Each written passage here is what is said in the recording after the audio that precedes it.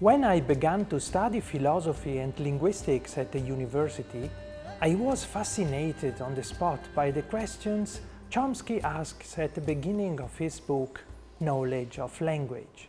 Namely, what constitutes knowledge of language? How is it acquired?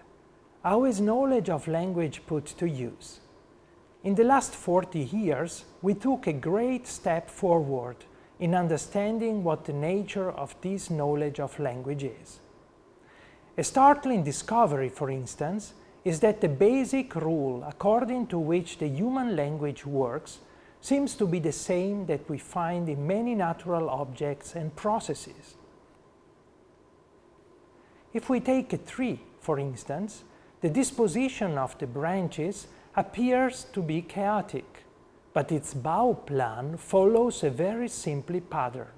Repeat the same bifurcation rule at different scales, a complex structure based on a simple rule.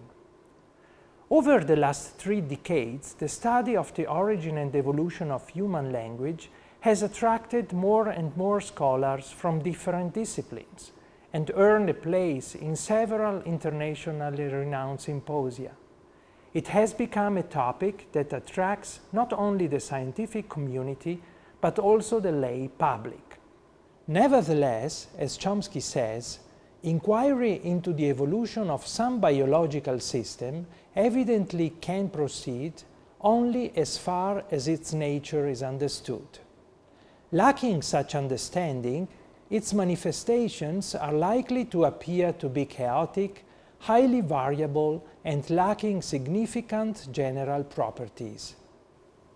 And this is exactly the purpose of a new scientific journal, Evolutionary Linguistic Theory, published by John Benjamins, to contribute to the ongoing debate on the origin of language from an explicitly linguistic viewpoint, which examines the complexity of the topic from well-grounded knowledge in theoretical linguistics and reaching out into the contiguous scientific disciplines such as psychology, philosophy, and cognitive neuroscience.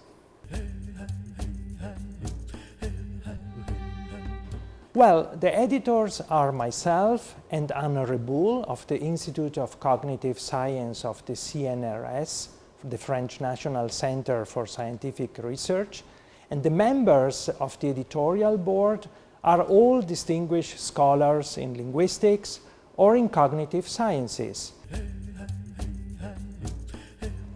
Well, a possible list of matters that Evolutionary Linguistic Theory, ELT, the new journal, is concerned with may include following topics: the design of the language faculty, the place and the role of the lexicon, the question of proto-language, the connection between language and thought, and then the connection between many computational devices in the mind: language, music, and possibly action. What is the necessary and sufficient condition for having language? Yes, the first issue is already available at the homepage of the journal. It is possible to download free all the contributions. Well, at the journal homepage you can find all the information you need about the submission and review process. The editors and the members of the editorial board are really keen on receiving your contributions, and I hope that the new journal will generate a fruitful discussion. Thank you for your time.